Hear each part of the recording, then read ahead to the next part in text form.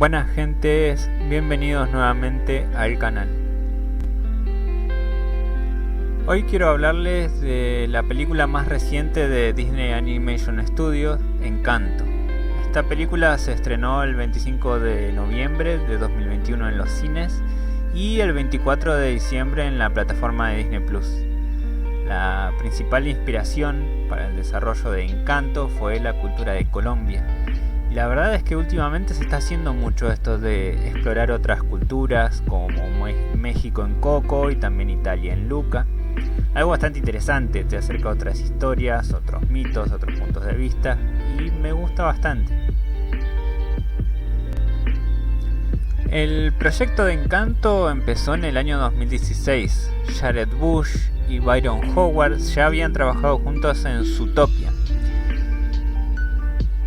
donde ellos querían evolucionar y elevar las películas con animales que hablan a través de personajes profundos, sofisticación sin sacrificar el entretenimiento y un núcleo que realmente tuviera algo que decir, según dicen ellos.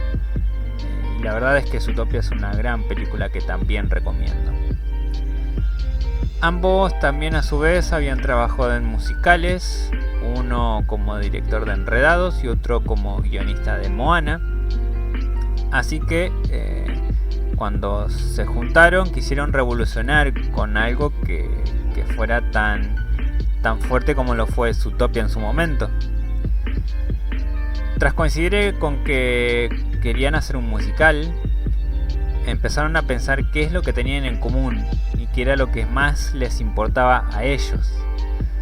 Entonces llegaron a la conclusión de que era la familia. Ellos coincidían de que tenían familias bastante grandes y unidas, así que ya tenían desde ese momento la base. Después empezaron a pensar en dónde podían pasar estas cosas, dónde podía suceder la historia, dónde podía estar situada. Así que pensaron en Latinoamérica, ya que para ellos Latinoamérica es el lugar donde más se piensa en la familia. Después quisieron ver en qué parte de Latinoamérica. Entonces contaron con la ayuda de Natalie Osma y Juan Rendón, que eran directores de documentales que trabajaron con Bush y Howard en el making of de Zootopia y se hicieron muy amigos. Resulta que estos dos son colombianos y cuando les hablaron de su país, de los paisajes, la biodiversidad, de la gente, la música, la arte, la cultura, la gastronomía, les empezó a llamar la atención y empezaron a ver que era el lugar perfecto de donde centrar su historia. Así que toda la producción de la película desarrollaron un trabajo de investigación visitando las diversas zonas y ciudades de Colombia como Bogotá, Cartagena, Santander, Risaralda y Quindío, incluyendo zonas cafeteras, los llanos y lugares turísticos como el Valle de Cocora, con el fin de conocer acerca de las tradiciones, costumbres del país que van a terminar sirviendo como inspiración para construir la historia. Además de modelar los personajes basados en la diversidad racial presente. Cada personaje viste elementos representativos de cada región que fueron a conocer. Yendo un poco más a lo que es la trama de la película, nos cuenta cómo Alma Madrigal pierde a su marido Pedro en lo que se conoce en Colombia como desplazamientos forzados.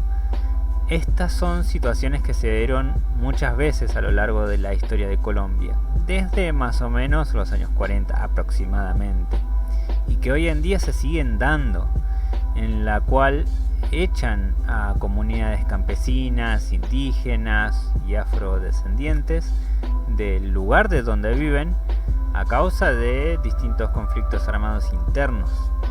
En el primer periodo, llamado la violencia, fue un conflicto entre dos grupos políticos enfrentados, y a partir de los 80 más o menos se sumaron los conflictos entre bandas criminales y el narcotráfico. Debido al sacrificio de Pedro, Alma logra salvar a sus hijos trillizos, y debido al dolor y las emociones de Alma, quizás mezclado con los deseos de Pedro de que su comunidad y su familia se encuentren bien, la vela que llevaba Alma en sus manos empieza a tener un poder mágico, la cual termina creando una casa mágica con personalidad, donde vivirían la familia y más tarde todo un pueblo se crearía a su alrededor. Esta casa mágica también comienza a darle habilidades a los trillizos para que puedan ayudar al pueblo, y cada descendiente de estos trillizos también a cierta edad adquieren habilidades. Esto nos lleva a la protagonista, Mirabel, quien al momento de obtener habilidades las casa se lo niega, por lo que ella es la única de toda la familia que no tiene poderes.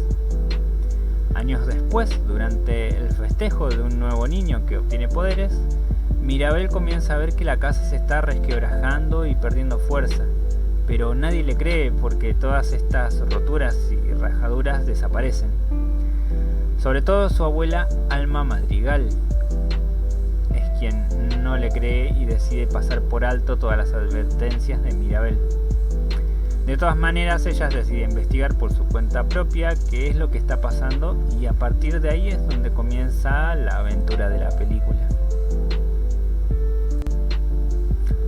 Tengo que admitir que una de las cosas que más me gusta de este proyecto es que tiene ritmos y letras muy pegadizas. De hecho, la canción No se llama Bruno llegó al puesto número 1 del top 100 de Billboard, la cual, por si no lo conocen, es posiblemente la revista norteamericana más importante especializada en la industria musical.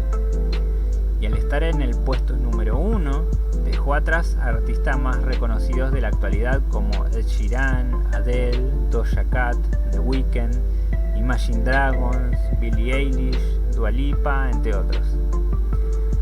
También tengo que marcar que la animación está excelente. Si prestan atención al agua, al cabello, los movimientos de los personajes y la ropa al bailar, o incluso las piedras o ladrillos, se ven extremadamente muy bien. Considero que la tecnología en cuanto a lo que es animación 3D avanzó de una manera increíble y es muy apreciable en todos estos proyectos.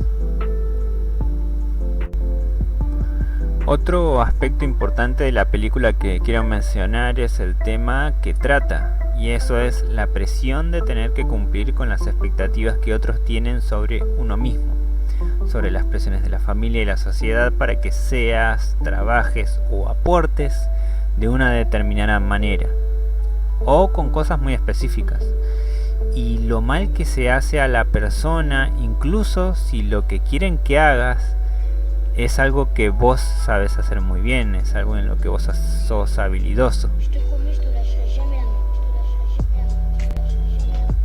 En general creo que es una película muy bien pensada desde el detalle más mínimo. Ahora, sí es cierto que al terminar de ver la película sentía que algo le había faltado y no sabía muy bien qué cosa era lo que le faltaba. Sentía un extraño vacío. Hasta que me mencionaron el hecho de que esta película no tiene antagonistas, ya que en ningún momento ves a absolutamente nadie de forma antagónica. Por ejemplo, en la película anterior de este estudio, es decir, Luca, sí sentía cierto nivel de antagonismo de parte del pueblo, a pesar de que al final todos superan este pensamiento prejuicioso hacia los seres acuáticos. En Coco también había un antagonista incluso mucho más marcado, pero en Encanto no. En esta película hay un conflicto que hay que resolver, pero es algo más abstracto, sino una persona que represente ese conflicto físicamente, sino que es algo que afecta a todos por igual, algo intangible. Son más bien emociones y pensamientos que tienen mal a los integrantes de esta familia.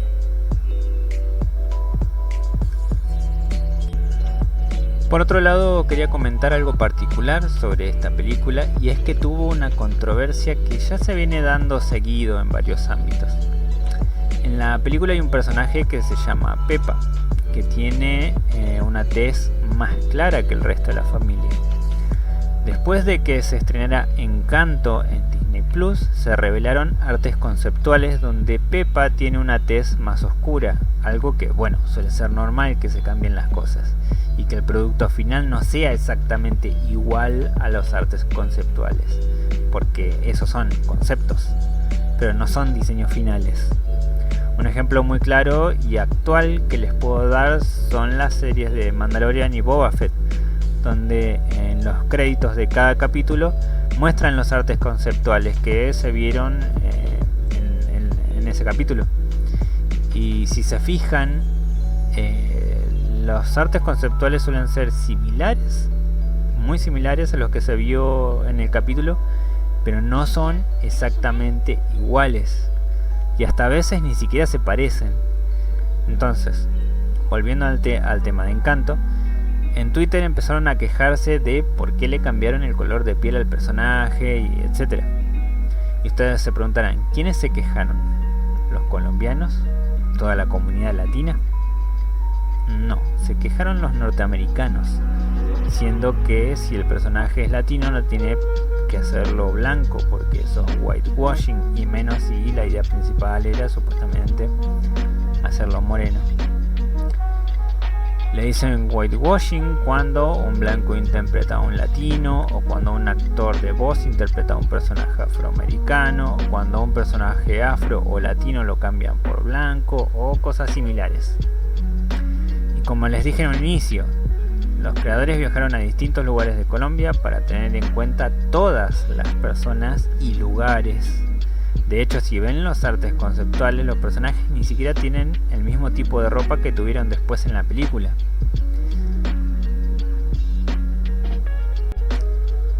Y lo cierto es que todos los países latinoamericanos tienen gran variedad de personas. Por ejemplo, donde vivo yo, que es Argentina, conozco muchos con ascendencia italiana, alemana y por sobre todo española. Entonces muchos no son tan morenos. Y según estos norteamericanos, si sos de tez muy blanca no podés ser latino. Es decir, por querer defender con su gran moral nuestra cultura, al final están siendo más racistas. También los mismos norteamericanos quisieron cancelar a un dibujante japonés porque este dibujante hizo un fanart de Encanto, pero con su propio estilo. Y lo normal que es que cuando un dibujante tiene un estilo propio, suele tener un tono de paleta de colores propias para usar, porque es su estilo, su marca y su gusto. Este dibujante tenía una paleta de colores un poco más claros que los que tenían en la película, por lo que los norteamericanos también vieron mal a eso y decidieron intentar cancelarlo y publicar una paleta de colores de piel específica para que los dibujantes usen para hacer fanarts de esta película. Todo esto no es la primera vez que sucede y no es solo con Encanto. Está bien que haya más representaciones culturales, es genial ver cómo son aquellos lugares que están lejos del entorno en el que vivimos, pero al mismo tiempo, si es un lugar latino, es cercano de alguna manera. Y es bueno que muestren respeto ante lo que intentan mostrar. Pero lo que están haciendo con la brújula moral ya excede cualquier cosa. En fin, no creo que haya mucho más que decir. La verdad espero que la vean y disfruten porque sí es muy buena. Espero les haya gustado esta recomendación. Denle like, suscríbanse y nos vemos en un próximo video. Adiós.